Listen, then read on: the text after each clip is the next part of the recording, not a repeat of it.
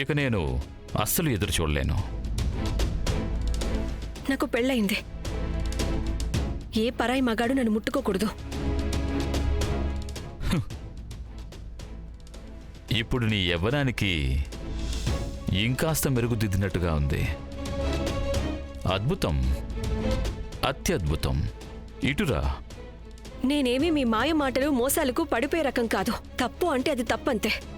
చాలా సబబుగా చెప్పావు నువ్వు. తప్పంటే అది తప్పే. కానీ ఇందులో ఏం తప్పుంది?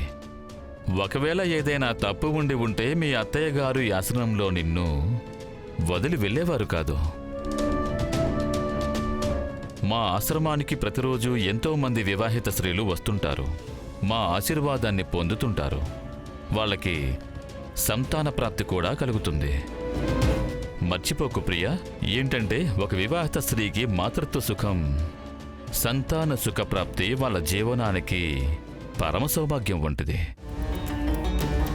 రా. నాకు మీ మీద ఎలాంటి నమ్మకం లేదు. అంతమంది ఆడవాళ్ళు మీ నీచమైన పనికి ఎలా ఒప్పుకుంటారు? వాళ్ళు ఒప్పుకున్నా ఒప్పుకోకపోయినా పెద్ద తేడా ఏముంటుంది? నా ఆశ్రమం లోపల కానీ ఆశ్రమం బయట కానీ. ఎందుకంటే సమాజంలో వాళ్ళ మాట వినేదెవరు? ఎందుకంటే నా ఆశ్రమంలో తమని తాముగా నాకు సమర్పించుకుని సంతాన ప్రాప్తిని పొందడం కంటే వాళ్ళ దగ్గర వేరే దారి ఏదీ లేదు. సరిగ్గా ఇప్పుడు నీ దగ్గర ఎలాంటి దారి లేనట్టే. పైగా ఇలా మౌనంగా ఉంటేనే నీకు కూడా లాభం, నాకు కూడా లాభమే.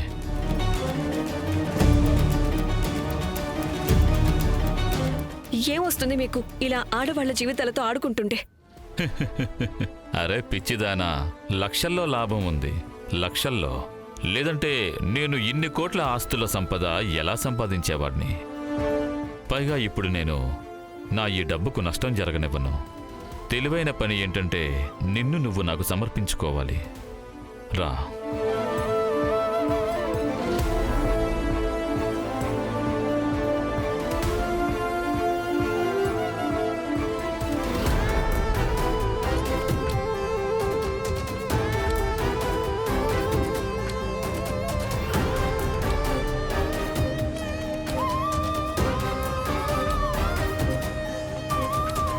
అయ్యో, మీరు వచ్చేసారా? ఎక్కడికి వెళ్ళిపోయారు మీరు? మా భార్య వాష్రూమ్కి వెళ్ళిందండి. తనకే దారి చూపించడానికి వెళ్ళాను. మరి నీ భార్య ఇప్పుడు ఎక్కడుంది? వాష్రూమ్లో. ఇంకెక్కడ ఉంటుంది? స్వామీజీకి చాలా కోపం వచ్చింది మీ కారణంగా. నేను ఇప్పుడే చూసొస్తాను. అరే ఉండండి, తను 2 నిమిషాలు వచ్చేస్తుంది. ఈలోగా నేను మీకు ఒక అద్భుతమైనది చూపిస్తాను.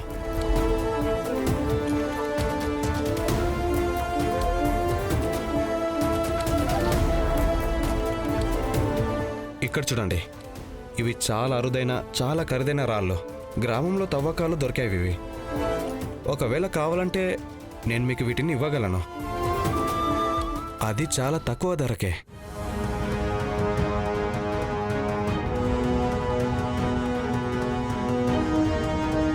ఏంటి నీ మొహం మీద నుంచి ఏం పడింది? అది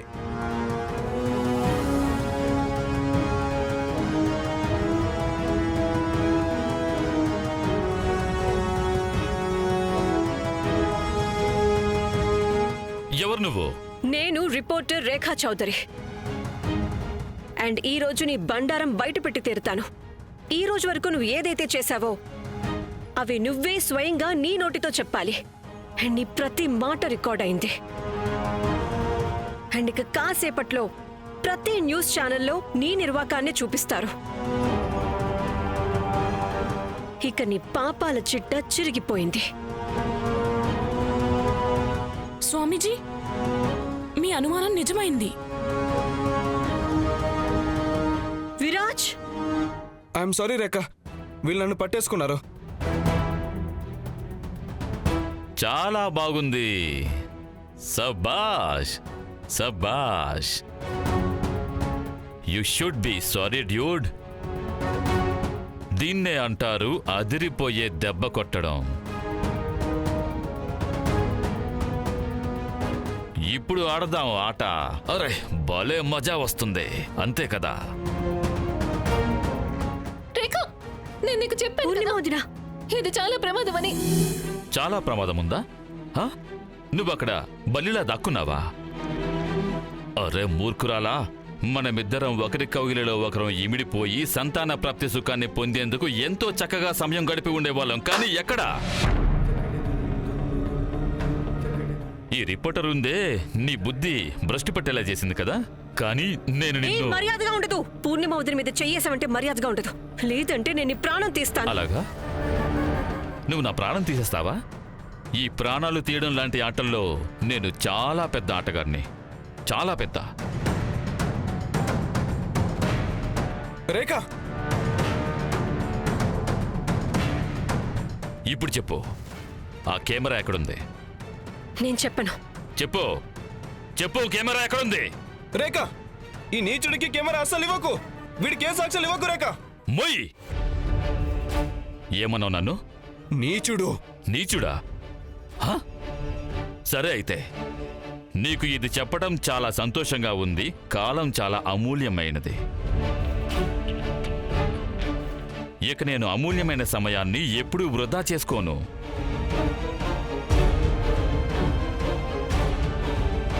సమయం మించకుండా నాకు కెమెరా ఇచ్చేయండి. వీడి ప్రాణాలు తీయడానికి నాకు అసలు సమయం పట్టదు. ఎక్కడుంది కెమెరా? నేను చెప్పను. పూర్ణిమ వదిన, ఇప్పుడు చెప్తావు కదా, ఎందుకంటే తన ప్రాణం తీయడానికి నాకు అసలు సమయం పట్టదు. చెప్పు, కెమెరా ఎక్కడుంది? లేదంటే నేను తనని షూట్ చేసి పారేస్తాను. చెప్పు. నేను తీసుకొస్తాను.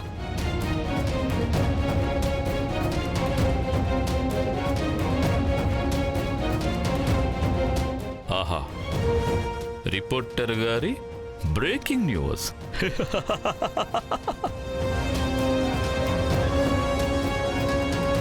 నా జీవితంలో పెట్టుకున్న సిద్ధాంతం ఏంటంటే నేను ఈ రోజు వరకు ఏ రిపోర్టర్ని వదిలిపెట్టలేదు. అరే, ఏంటి నేను చేసింది? నా నేరాలు నేనే స్వయంగా స్వీకరించేశానా? కానీ భయపడవలసిన అవసరం ఏమాత్రమూ లేదు, ఎందుకంటే కెమెరా నా దగ్గరే ఉంది కదా. కదా, నువ్వే కదా వచ్చింది నా బండారం బయట పెట్టడానికి. రేఖ, స్వామీజీ, నా మాట వినండి. మమ్మల్ని వదిలేయండి. మేము బయటికి వెళ్ళి ఎవరికేం చెప్పము. మేము అన్ని మర్చిపోతాం. ప్లీజ్ స్వామీజీ, మమ్మల్ని వదిలేయండి. లేదు, అస్సలు కుదరదు. ఈ రోజు వరకు మా ఆశ్రమం నుంచి సంతాన సుఖాన్ని పొందకుండా ఎవరూ వెళ్ళలేదు. కానీ ఈ రోజు నేను నా రికార్డుని స్వయంగా బ్రేక్ చేస్తున్నాను. సిద్ధంగా ఉండు, స్వర్గలోకానికి వెళ్ళడానికి.